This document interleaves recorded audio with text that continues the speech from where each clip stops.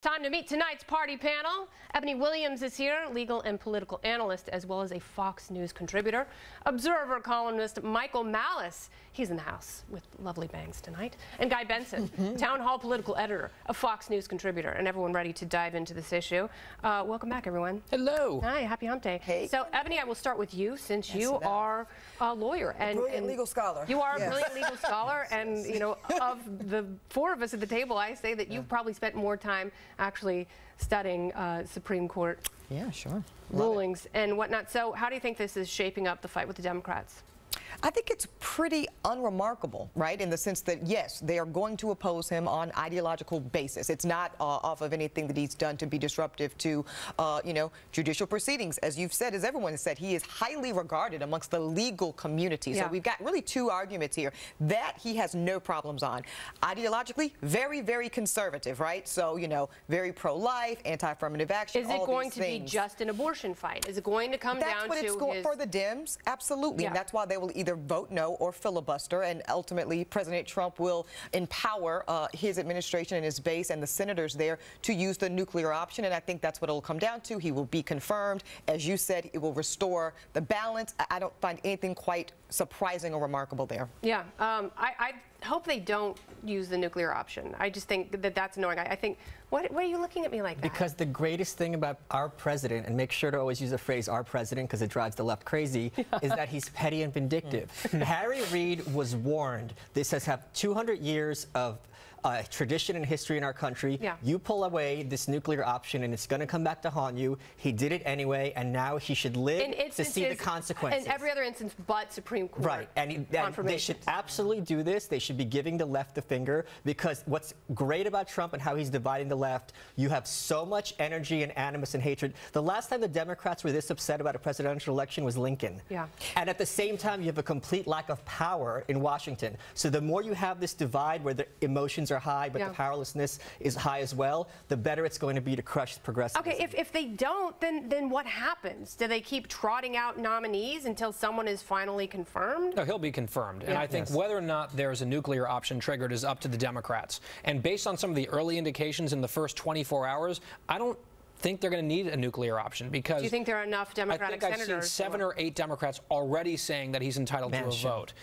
Manchin, certainly. There's a number of them, including Dick Durbin, who's in leadership. So that, to me, indicates that the Democrats are going to hold their fire, I think, on filibustering for a second nomination, at which case, if they're filibustering a qualified person down the road, then we might see a nuclear option triggered because of sort of the history that you just laid out. I think you're absolutely right, and that's when the balance really tips. You know, it's very interesting now because we've had this year-long vacancy where it's been essentially a split court, and you know, people thought that it was going to be very, very chaotic. It hasn't necessarily been so. So restoring that balance, not that big of a deal, but the next time around. Well, this is a Scalia for a Scalia, as we pointed out. I would also note that President Obama had 2 nominees in his first term, both of whom sailed through with no filibuster. Same applied to Bill Clinton in his first 4 years. There's a lot of history here on the Republican side. And also there's the fact, to Ebony's point, Judge Gorsuch is a sterling nominee. He's superb, and they have nothing to come after him on, which is why we have these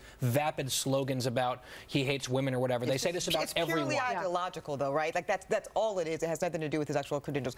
I would be careful, though, with what you're saying, though, Michael, because all of this angst and hysteria that right now you're seeing on the left, I think it's because they have been so kind of shell-shocked by what is happening, the pace that President Trump is moving at, the fact that he won in the first place. They're still wrapping their minds around it. When they settle down and understand that this is their new reality, they're not learning their new reality is protesting, and it's not going to change at all. That dynamic doesn't change. I agree. But I think maybe they get smarter. Maybe. and like people in politics get smarter. You know what? The Republicans in 08 got really smart when they got their butt handed to after Obama won, and they understood that they had the floor mopped. Right. Then they ran Romney, which was brilliant. No. But they got the Tea Party 2010. They got the House back. That wasn't because of them. But I'm talking about the progressives and the Democratic establishment figuring something out. You want to make a gentleman's bet? All right. Ladies' bet. Okay. Go ahead. I'll take that. And gentlemen, now to President Trump's executive order on immigration and travel into the U.S. Now, depending on who you ask, it's either a restriction or an outright ban. The left is obviously furious about it. Those on the right say it's great. This morning, the president weighed in on the controversy, tweeting, "Everybody is arguing whether or not it is a ban. Call it what you want. It is about keeping bad people with bad intentions out of the country. And he appears to have support. A new Reuters Ipsos poll suggests 49% of Americans agree with the order, 41% disagree. Now, regardless, the battle over it will surely continue. But to get to the heart of it, does it really keep us any safer? Does it keep us safer, Michael Malice? I don't think this is about safety at all. I think for the last 60 years, the Democrats have trotted out new out-groups for them to champion, forcing the Republicans to accept them. It was first with the civil rights movement, then you had gays. But then the last group, people who are transgender, there's like 100 transgender people in America. No one cares about bathrooms. That went over like a lead balloon. So the next group they were going to start championing was Muslim Americans, and Trump and Steve Bannon especially are cutting them off at the pass, being proactive, and are starting the antagonism now before they have a chance to kind of put them on their shoulders. Antagonism and counter-antagonism. As I said in the monologue, there's a lot of emotionalism on both sides of every issue, particularly here. I actually agree with Jonah Goldberg, who said that within the order, the president should have given agencies 30 days to really figure out how they were going to impose the ban so it didn't turn chaotic over the weekend like it did. Although we're not supposed to say ban unless we are supposed to say ban, it's all very confusing. Look, I just think of it like antiperspirant. I am sympathetic to a number of things in this executive order, and I think the idea that you don't have a right to enter this country, and we have a right to make sure that we are keeping bad people out, and I think President Trump has a lot of support on that. I do have some concerns about some of the content originally, how it was rolled out, etc. But I think that poll is important for this reason. A lot of people in this city, in our industry, at the SAG Awards, certainly, they all were convinced there is a massive uproar over this. The country is turning on him. We've got this. And then the polls come out and people are like, it's fine. Like, there is such a bubble effect. And I know that that's an overused term, but it is true. And I'm wondering when certain elites are going to start to learn the lesson that just because they see big demonstrations in big liberal cities and all their friends are angry about it on Facebook doesn't mean that's what the country necessarily. It's a feel-good exercise that doesn't translate. Last word, Ebony. I will say I'm going to talk less about the impact and the effect and really the ban or the legislation itself, because here's the thing. Most people want America to be safe, and that's why I think the numbers reflect what they do, and most people are not as outraged as many would lead us to believe. Here's the thing, though. The president has to really kind of wrap his mind around it. When you start, it's right that no one has a right to enter. It's a privilege.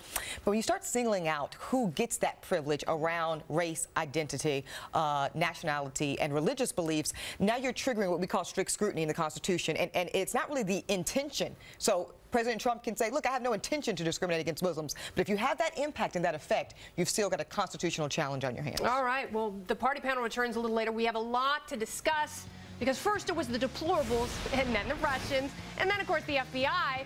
But wait until you hear who Hillary is blaming now for her White House loss. So good. But first, President Trump slashing regulations, like that going out of style. Jonathan Hoenig explains why that is very good for the economy. That is next.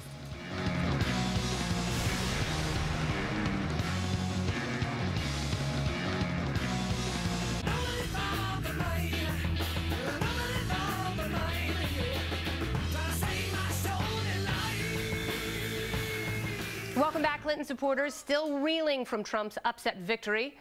Most of all, Hillary Clinton herself. And the person she blames the most? It's not James Comey. It's not Vladimir Putin. Hey, it's not even me. This time, it's former President Obama. According to a report on the news website Axios, Hillary Clinton thinks President Obama waited too long to present evidence of Russian interference in the election, among other things, and that cost her the White House. Is it possible someone else led to Hillary's loss? Like maybe Hillary. The party panel returns to discuss Ebony Williams, Michael Malice, and Guy Benson. So, President Obama deprived her of so much. You know, she's a strong, independent woman who has to blame every single man in her life for ruining, you know, her career. First thing I thought when I saw this, she's blaming another man. I've always called her America's mother-in-law because she's such a scold and she's such a nag. Everyone else is not doing what they're told according to her orders. I snorted, sorry. If she were actually inspirational, then Obama would want to be helping her. And Bill Clinton would want to be falling in line. And all these other people want to be helping her. On a personal level, everyone who works with her thinks think she's either a horrible person or they deify her. Yeah. And yet you saw the calamity that her campaign was. So obviously the first one's closer to the truth than the latter. So the president should have interceded on her behalf. Clearly, when the Russians decided to install that rickety email server in her house, because clearly it was the Russians, because it was such a bad idea. And that's what tanked her credibility for essentially 2 years. But you don't hear anything about that. You don't hear anything about her personal decisions and how the email drip, drip, drip actually provided more information than the DNC leak ever could. And how about no message on economy, no message on jobs, no message on anything except for Trump is a big scary monster that will take us all to, where in a handbasket. So I knew the second that she lost that this would be the first line of attack. It's no one else's fault but President Barack Obama, because she's still bitter from 2008. She feels like no, seriously, I will go to my grave. Yes, I blame her, because if you're a compelling, I know, I really do. If you're a compelling, I don't care, man, woman, black, white, or brown, you will get what you work for and what you earn. The party had a choice. They rejected her once. Now they rejected her really yet again. They were bullied into taking her. Yeah, she was forced down their throat. Yes. Run again, 2020? I mean, absolutely. So she's blaming Obama. So first of all, wow, racist. Second of all, that's the only like half explanation. racist. And Malice. He's biracial. And the fact that she's sitting around doing unironic thanks Obamas in her living room is just a wonderful picture in my mind. Yeah. And the fact of the matter is, he did go to the wall for her. Yes, he did. He did everything he could to drag her sad, bloated political carcass across the finish line. He guilted his base into saying, if you don't vote for her, I will take it personally. My policies are on the ballot. The whole thing at the convention. He did everything His he wife ran as her most effective surrogate. Yes, She sure so did. like She hates her. if it is true, this is almost too good to check, this story. And so I'm just going to enjoy it on its face and renew my call for Secretary Clinton to run again in 2020. It's what the country needs and deserves. We certainly do. All right, well, there are some very divisive issues facing our nation, obviously. But there's one crisis that will likely unite us all. America's bacon reserves, yes, have reached their lowest point in 60 years. Our total frozen pork belly inventory was at a mere 17.8 million pounds, not billion. That was in December 2016, as opposed to the 53.4 million in December 2015. Now, as a result, the price of bacon has been on a steep incline.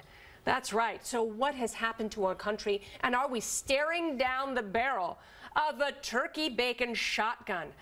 This is horrific, Michael Malice. We need to get back on the bacon standard immediately. Okay, I don't know if I should be making a cutting the pork in Washington joke or an Animal Farm George Orwell joke where the pigs start running everything. I think bacon is the best food ever. I used to be a member of the Bacon a Month Club, and this kind of is sad. And I think poor people should be eating more bacon, because that just shows how great capitalism is, that they can even have the best food for the poor It's the gift that keeps on giving. Well, as a daughter of not enough pigs? As a daughter of the South, Kennedy, I'm actually horrified by this news. We must have more bacon all the time. Bacon should be in everything. In fact, it wasn't until I went to college that I realized bacon really shouldn't always be in vegetables, because my grandmother used it in collard greens and green beans. Delicious in salads. 20 seconds, Guy. We don't win anymore. And this is another example of how bacon, big problem, gonna fix it, believe me. That is pretty good, Guy. I didn't know your Trump was so rock. Do you wrong. Do you wrong. Yours. Do you wrong. Wrong. You're good. That's good. That's good. The lean is crucial. The delay and lean. Guy, Michael, and Ebony, thank you so much for being here tonight. Thanks. Oh, it's so nice to be welcomed back in these loving arms. Coming up, when astronaut Scott Kelly went into space, he was identical to his twin brother Mark. A year later, he returned to Earth. And now we know what happened to him up there. Probes, much worse.